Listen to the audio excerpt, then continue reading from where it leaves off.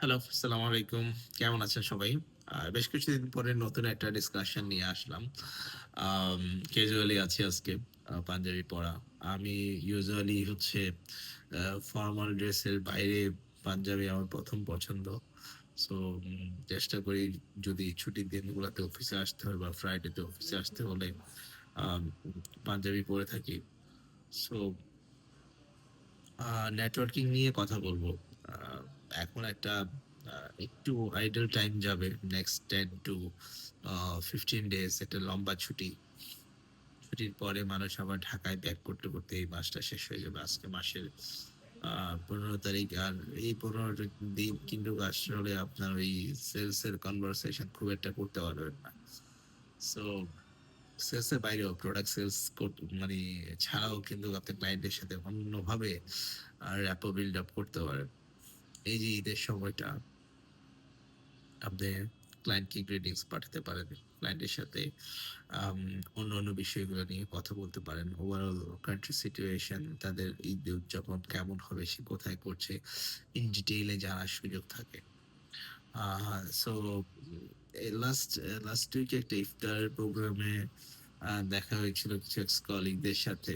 তো অনেকেই বলছে যে ভাই কিছু এক্সপেরিয়েন্স ছেলে-মেয়ে প্রেফার করেন যে যারা রিয়েল এস্টেটে কাজ করবে। আমি বললাম যে আসলে এক্সপেরিয়েন্স ছেলে-মেয়েদেরকে আসলে এখন রেডিমেড আ পাওয়া যায় না। এটাকে রেডি করে নিতে হয়। সেলস এর যে ভাইবটা আছে এটা বোঝানোর জন্য কিছু ফ্রেশার ছেলে-মেয়েদেরকে নিয়ে কিভাবে কাজ করা যায়, কোন সময় কি কাজ করা যায়, এটা যখন বোঝানো হয় তখন কিন্তু আস্তে তারা স্কিল হয়ে ওঠে। এটার জন্য আমরা যদি আসলে ওই যে পড়াশোনার বাইরে গিয়ে কোম্পানির সেটব্যাক নিয়মের বাইরে গিয়ে যদি নিজের কমন সেন্সটা ইউজ করি এবং হচ্ছে প্রফেশনটাকে ভালোবাসি, আম এবং নতুন অনেক ইনোভেশন আসছে, কমিউনিকেশনের অনেকগুলা ওয়ে আসছে। ওইগুলা ইন্ট্রোডিউস করে যদি আমরা ক্লায়েন্টের সাথে কানেক্টেড, মেইন কথা হচ্ছে আপনাকে ক্লায়েন্টের সাথে কানেক্টেড থাকতে হবে। সেটা সেলসের বিষয় নিয়ে হোক, আ সেটা অন্য কোনো ইস্যুতে হোক। যত বেশি ক্লায়েন্টের সাথে আপনি কানেক্টেড থাকবেন, তত বেশি কিন্তু আপনার প্রবাবিলিটি বাড়বে। আপনি আ একটা ক্লায়েন্ট সাপোজ মিস্টার আরিফিনের কাছে আপনি আজকে অ্যাম আজকে সাপোজ রূপায়ণ হল থেকে একটা প্রোডাক্ট সেল করতে পারলেন না। কালকে যখন আপনি নাভান্তে চলে যাচ্ছেন বা আনোয়ার ল্যান্ডমার্কে চলে যাচ্ছেন, ওখানকার একটা প্রোডাক্ট কিন্তু আপনার সাথে ম্যাচ করে যাচ্ছে। আ ইজিলি হয়তোবা ওই কোম্পানির প্রোডাক্ট কিন্তু আপনি সেল করতে পারছেন। কেন বললাম? আমরা আসলে অনেক সময় প্রোডাক্ট সেন্ট্রিক কমিউনিকেশন করি ক্লায়েন্ট লেভেলে যে এই ক্লায়েন্টটা আমার গুলশান বেস, এই ক্লায়েন্টটা ধানমন্ডি বেস, এটা বসুন্ধরা বেস। এটা না করে আপনি একটা ক্লায়েন্টের কানেকশন, একটা ক্লায়েন্টের কমিউনিকেশনটা এটা আপনার বাকিটা একটা অ্যাসেট হিসেবে নেন। যে it's my life time achievement. আজকে উনার সাথে আমার ইন্ট্রোডাকশন হয়েছে। এইটা আমি লং রান এ ক্যারি করব।